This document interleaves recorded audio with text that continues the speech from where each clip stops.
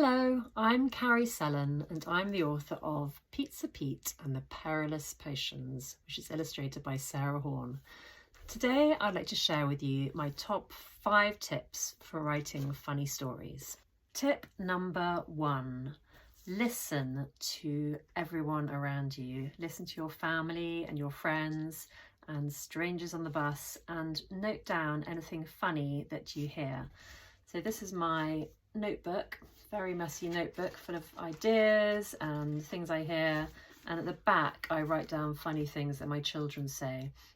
And at some point one of my daughters said to my son, "Call me when your brain grows back," as a not very nice insult or a brilliant insult, and I wrote it down and then I used it in Pizza Pete on page 40 when Pete suggests to Anna for the first time that they should use potions to make magical pizzas. Anna's reply is, "Call me when your brain grows back." Tip number 2, use exaggeration or hyperbole in your writing.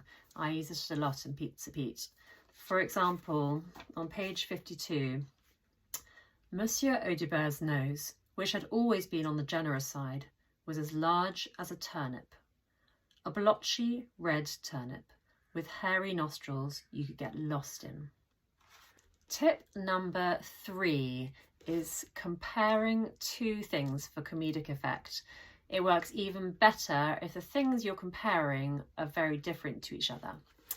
So in Pizza Pete, when Mrs. Winterbottom, who's Pete's headmistress, comes into the shop for the first time, I wrote this. Not for the first time, it crossed my mind that her big red face was a bit like a pizza, and her hard, dark eyes were a bit like olives, the nasty, bitter ones. She looked me up and down with pursed lips, as if I were an old sardine she'd found at the back of the fridge. Tip number 4 is the rule of 3. The rule of 3 is a list of 3 things with an element of surprise. So you have 2 things that make sense and then 1 that throws the reader. For example, the pizza was golden, bubbling, and revolting. Or you could say he was tall, good-looking, and deathly boring. My 5th and final tip is to remember the secret to humour is surprise. We laugh at things that are out of place. For example, here's Pete's granny doing a cartwheel. We don't really expect grannies to do cartwheels, do we? Or maybe yours does. I know I said 5 tips, but I've got one more, and it's a really important one that I forgot about, and that is to read lots of funny stories and see what makes you laugh and see how they do it. These are a few of the funniest stories, I think, that are out there. David Solomon's My Brother is a Superhero. There's a whole series of those. They're hysterical. The Brothers McLeod, Knight Sir Louis series. Sam Copeland, Charlie Changes into a Chicken, also illustrated by Sarah Horn, who illustrated mine.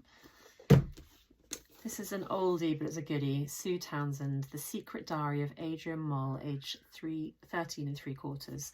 It's I still read it the whole time. It makes me laugh so much.